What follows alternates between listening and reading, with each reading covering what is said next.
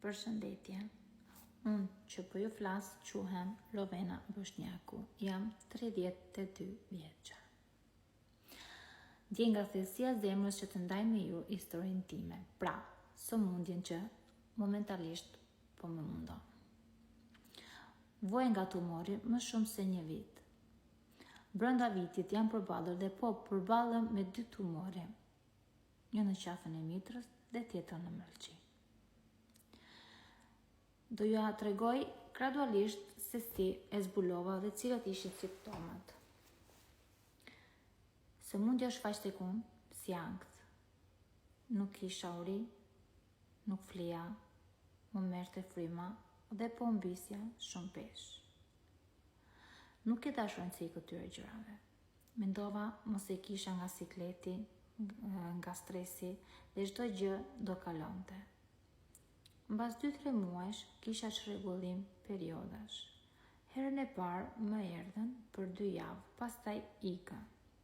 Dhe u rikthyen mbas 1 jave dhe më mbajtën 1 muaj. Kisha shumë siklete. Pyeta një shoqen time, i thash, shiko, se po më ndodh kështu. Më tha, rri qetë sepse edhe mua më ndodh ndonjëherë. Përgjigja e saj më qetësoi disi. Mbas 2 javësh pauzë më erdhën prap dhe aty filloi të merri. Kisha dhimbje barku pafund dhe gjakderdhje të frikshme. Familja më thoshte të bëja kontrolle, por unë kisha frikë. Një ditë mora trenin për tek vllai në Milano. Dhe aty më plasi hemorragjia parë. U friksova shumë. Mu ersuan syt. Thash me vete, kam një sëmundje të rëndë dhe në fakt kështu ishte. Tumori kishte kohë që jetonte brenda meje, më shumë se 1 vit. Më shtruan në spital sepse hemorragjia e fundit më ndodhi në banjo. Ishte si një lindje, dhimbje shumë të forta. Por fal Zotit atë ditë kisha fëmijën tim në shtëpi dhe ai mori ambulancën në telefon. I tmerruar, i shkreti, sepse mua më kishte rënë fikët. Më shtruan me hemoglobinën 6.5, pra nuk kisha më gjatë, nuk kisha lëngjë trupit 0. Më bën biopsinë dhe zbuluan tumorin. Më thanë që ishte grada 3 dhe që nuk do ishte lehtë për mua. Në fakt, kështu ndodhi dhe mbas disa muajsh u përhap në mrelçi.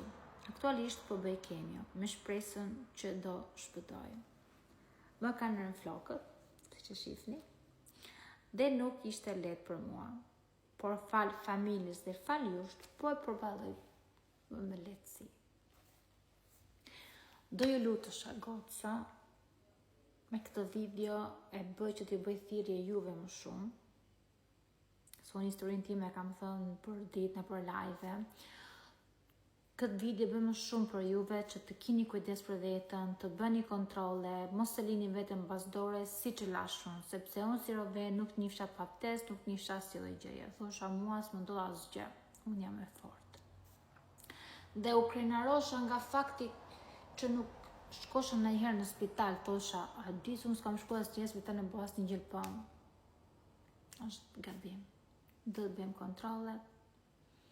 Mos them çdo 6 muaj, por të paktën një herë në vit duhet t'i bëjmë, sepse jemi femra mbi të gjitha.